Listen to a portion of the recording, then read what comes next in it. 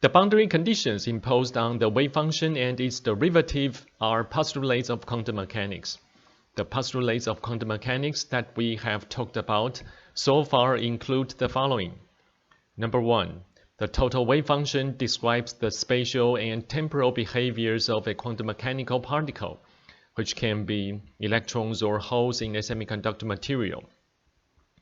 Number 2. The square of the absolute magnitude of a wave function represents the probability density function of finding a particle at a position and at a given time instant. This leads to the normalization condition. The third postulate is the boundary conditions associated with the wave function that we will soon be discussing here. The fourth and fifth postulates are related to the expectation values of dynamical variables and are calculated from the quantum mechanical operators, which we will discuss in the next section. Talking about the term postulate, I think it may be helpful to understand its true meaning. According to Merriam-Webster Dictionary, it means a statement that is accepted as being true and that is used as the basis of a theory, argument, etc. So to understand the boundary conditions, think about this. As a particle or an electron is moving in space, it may encounter changes or discontinuities in potential energy, such as the periodic potential distribution inside a crystal because of the periodic arrangement of atoms, or the finite square potential shown here, where the pink curve represents the calculated spatial part of the wave function. We see that the wave function varies quite differently in different regions along the x-axis. However, it must join seamlessly and continuously at the boundaries of adjacent regions, for example right here and right here, that are characterized by their associated potential energies. In this example, the potential energy is 0 on the leftmost and the rightmost regions, and it is non-zero in the gray area here. From the mathematical point of view, in order for these problems to be solvable, it is necessary to impose the so-called boundary conditions at the interface of two regions with different potential energies. So let me state this again. Since the potential energy is different in different regions, the Schrödinger equation will have different solutions there, and the boundary conditions tell you how the wave function must behave at the interface of two regions of different potential energies. Physically, we know that the square of the absolute magnitude of the wave function is the probability density function, and it's not possible to have two different values of probability of finding a particle right at the interface of two regions. This means that the wave function has to join smoothly across the boundary or the interface.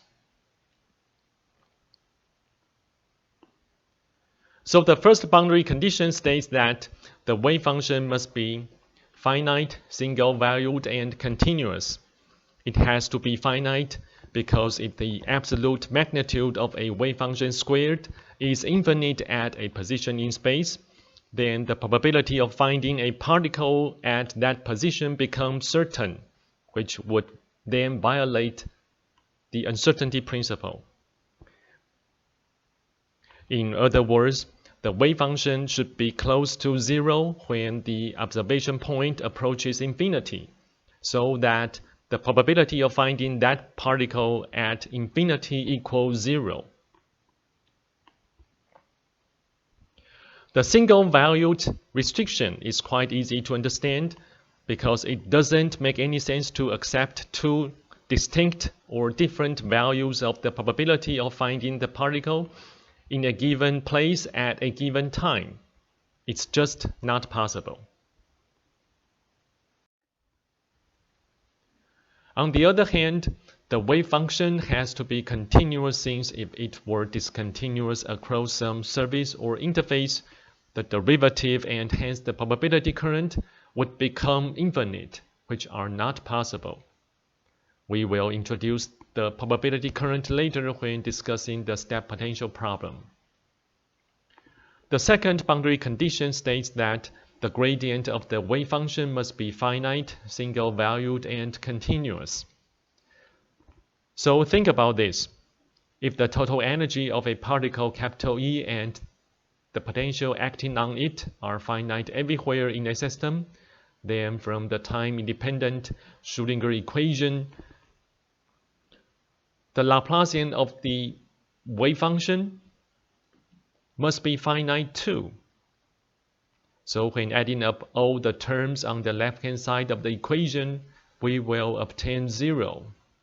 Otherwise, the Schrödinger equation could not be satisfied unless the potential were infinite, which then violates the assumption of finite potential in the first place.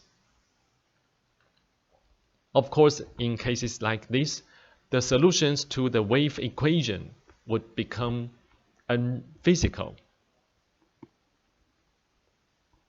Specifically, the Laplacian of the wave function must be finite implies that the gradient of the wave function must be finite too. And this further implies that the wave function must be continuous across the boundary or across the interface. Again, this is a good example to see that differentiable implies continuous, but not the other way around.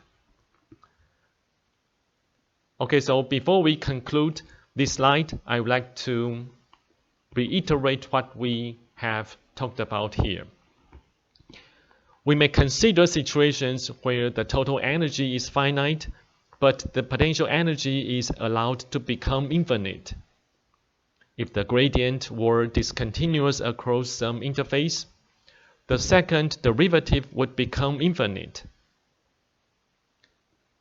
The Schrödinger equation could not then be satisfied unless the potential were infinite on the surface or on the interface. So we require that the gradient of a wave function be continuous everywhere except where the potential becomes infinite.